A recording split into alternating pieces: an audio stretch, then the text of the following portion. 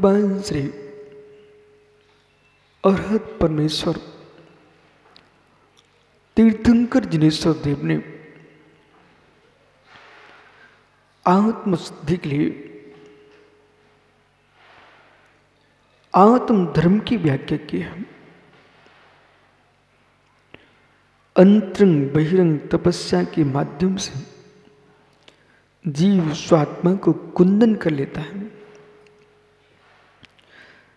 मंद धोकनी के धोकने से श्रुण पाषाण जो है श्रुणपने को प्राप्त होता है।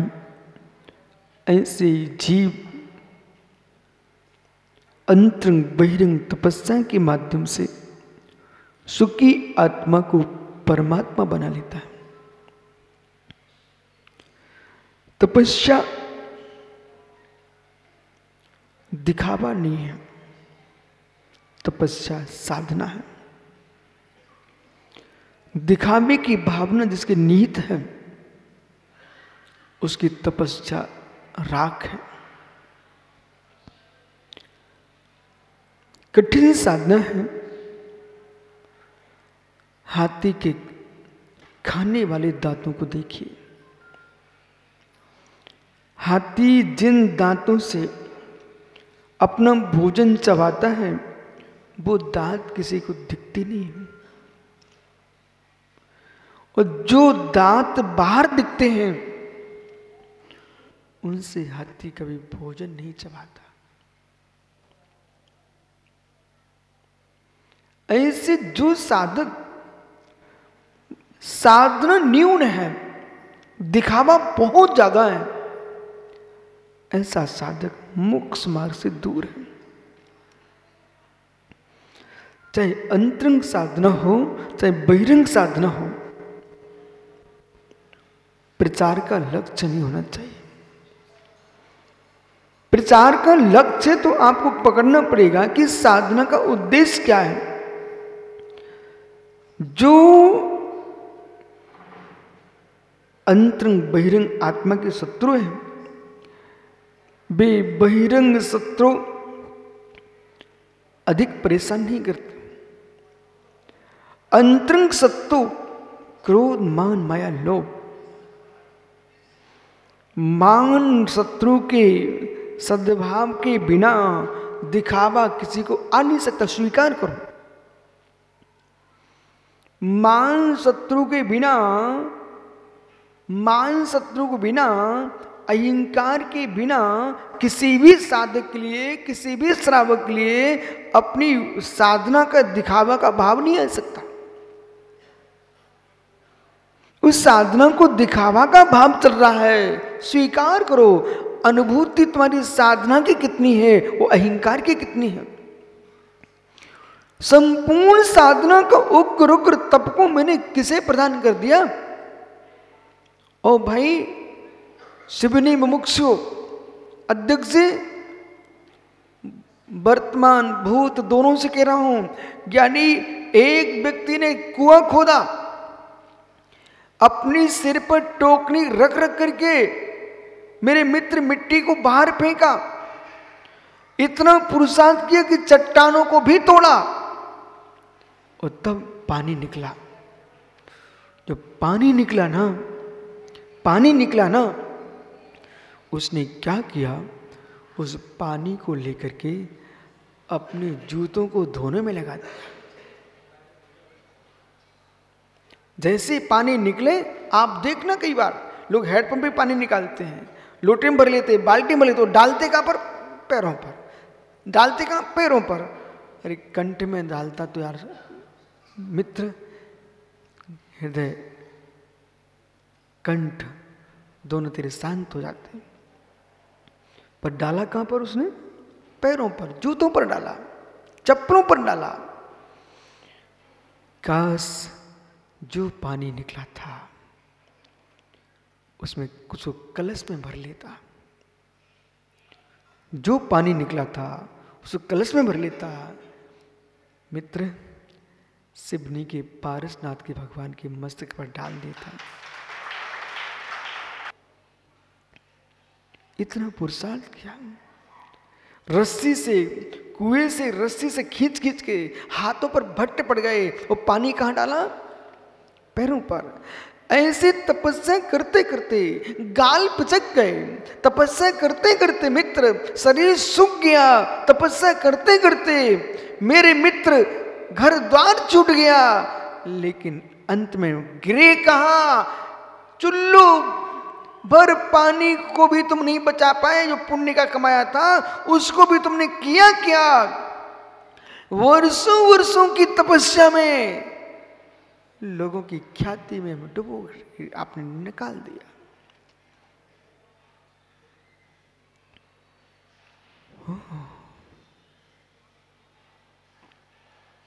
ज्ञानी पारस बेटा हो गया। पारस बेटा हो गया। संजय भाई जब ये बेटे को जन्म देने जा रहा था तो अध्यक्ष जी को बोल के गया था कि सिवनी समाज के अध्यक्ष जी, मैं पुत्र को जन्म देने जा रहा हूं, मेरा बलुआ करवा दो। समय नहीं मेरे पास। पारस ऐसा किया था क्या कि आज मैं बेटे को जन्म देने के लिए जा रहा हूं, काम पुरुषा करने जा रहा हूं, मेरा बलुआ करवा दो? ऐसा मेरे मित्र न आज किसी ने किया है, न भूत में किसी ने किया है, और सज्जन होंगे तो भविष्य में भी नहीं करेंगे ऐसा। कोई भी पुरुष इस बात की निमंत्रण नहीं कराता, इस बात का बुलहुआ नहीं कराता है कि मैं आज ऐसा काम करने जा रहा हूं। मित्र गर्भाधान भी करता है तो छुप के करता है। बुलहुआ उस दिन होता है जिस दिन बेटे का जन्म हो जाता है। तब तो सबको बधाइयां चलती हैं। कब चली? जन्म होने पर। जैसे गर्भाधान छुप के होता है, ऐसे तपस्या की तपस्या छुप के होती है। बुलहुआ जब होता है तब केवली भगवान बन जाता है, अरिहंत परमात्मा बन जाता है।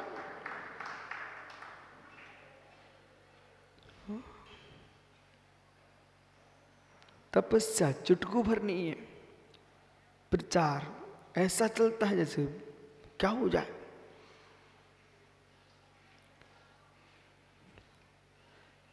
ये मैं नहीं कह रहा हूं, निर्मल भैया एक गाथा सूत्र लिखा है यहां पर, और गाथा कह रही है कि हल्ला मत करो, साधना करोगे संतान हो जाएगी तो दुनिया समझ जाएगी कि होती कैसे। बराबर? संतान होगी तो सबको मालूम चलेगा कि वृक्ष से नहीं टपकी है, काम पुरुषार्थ से ही संतान हुई है। ऐसे भगवान बनेगा, सबको मालूम चल जाएगा। बिना तपस्या के कोई भगवान नहीं बनता।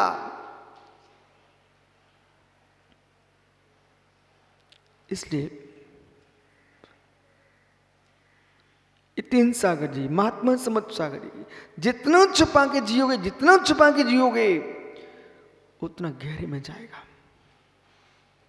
कुआं खोदने वाला नीचे उतरता चला जाता है, किसी को दिखता नहीं है, पर पाताल तोड़ पानी देता है। कुआं खोदने वाला दिखना बंद हो जाता है पंडित जी, इतना नीचे चला जाता है, लेकिन जब पानी निकलता है तो दुनिया समझ जाती है किसी ने खोदा है। ऐसे साधना करोगे और दिखावा नहीं करोगे तो मेरे मित्र सबको मालूम चल जाएगा कि कोई तपस्वी जीव है जो सम्मेशकर है। आज के समय इतना घना जंगल है, पूरा हरा भरा है। जब भगवान यहां तपस्या करने आए होंगे तब और घना बियड़ होगा, घना जंगल होगा। छुप के बैठे थे, छुप के बैठे थे, लेकिन मित्र छुप के बैठे थे, कोई कैमरा लगवा के नहीं बैठे थे। ये तो मालूम चला अध्यक्ष भैया तुम्हारा संजय छुप के भी तपस्या करने जाए शिवनी, बालाघाट, गोंदिया के जंगलों में और पहले से सेटिंग करके ले जाए एक कैमरे वाले को। बोले मैं वहां छिपा रहूंगा, तुम फोटो खींचते रहना। मालूम चला कि तन तो जंगलों में रखा था और मन कैमरे में रखा था। तपस्या कहां हो रही थी?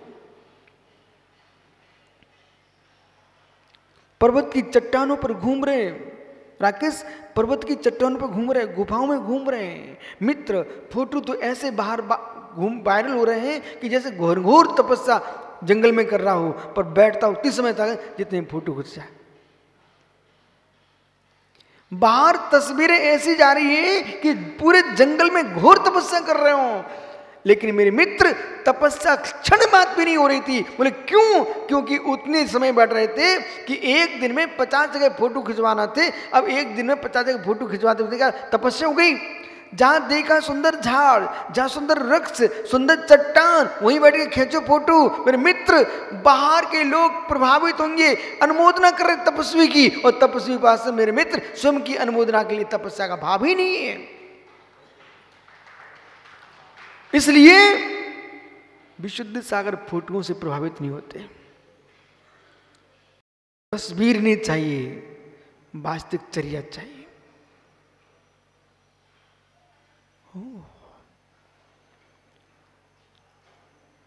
झुरमुटों में बैठ करके चित्र निकलवा लेना, ये मित्र, ये तप साधना की वृत्ति नहीं है।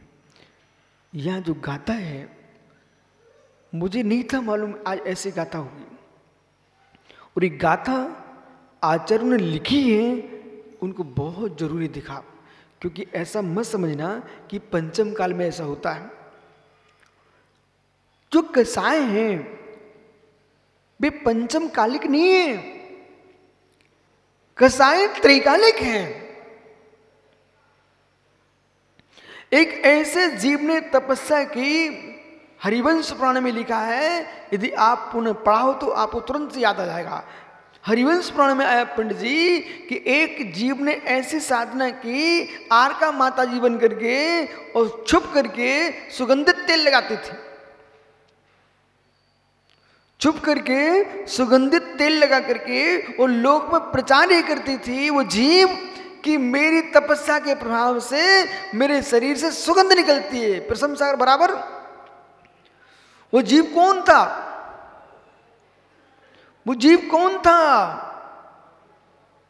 राकेश पंडित जी मित्र, वो जीव कौन था? याद करो।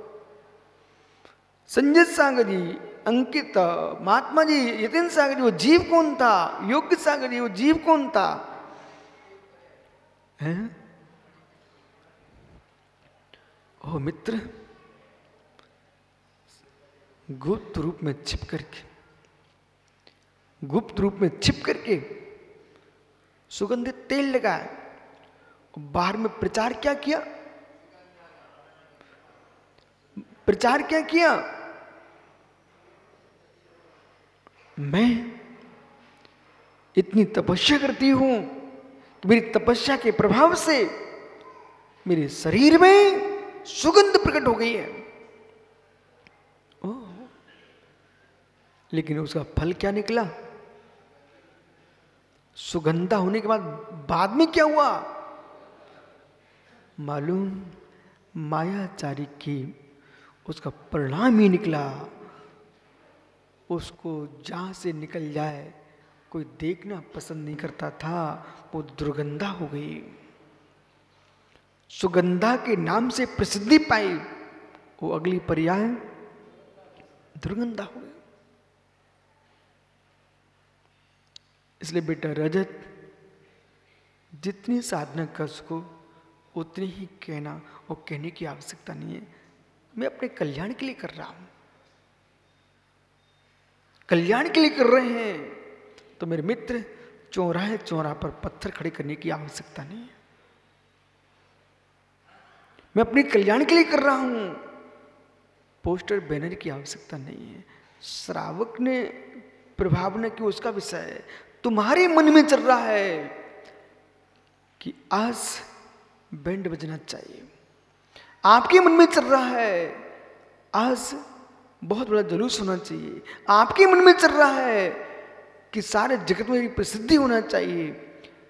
जितना तुम प्रसिद्धि के लिए सोचने में समय दे रहे हो ना, इतना और ध्यान में समय दे देते, सिद्धि जल्दी हो जाती। जितना प्रसिद्धि के लिए मन में सोच रहे हो, उतना और परिणाम विशुद्ध कर लेते तो सिद्धि और नजदीक मिलती। प्रसिद्धि के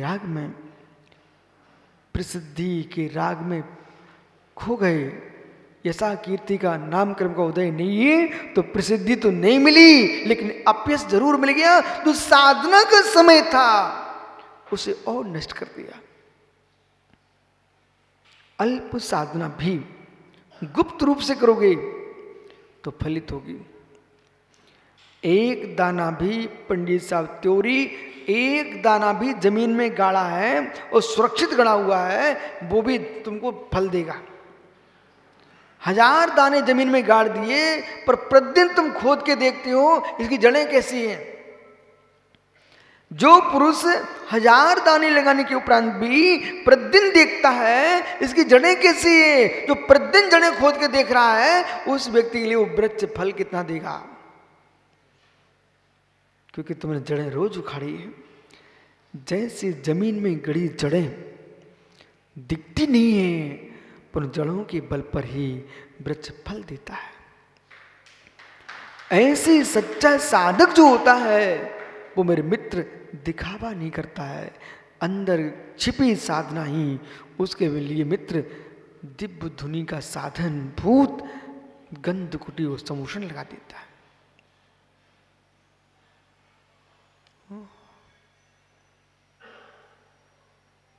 पंडित जी राकेश शरीर की शक्ति को, शरीर के बिंदु को छोड़ के तुम चले गए थे। शरीर के बिंदु को छोड़ के चला गया मित्र, पर सामने बैठी संतान कह रही है,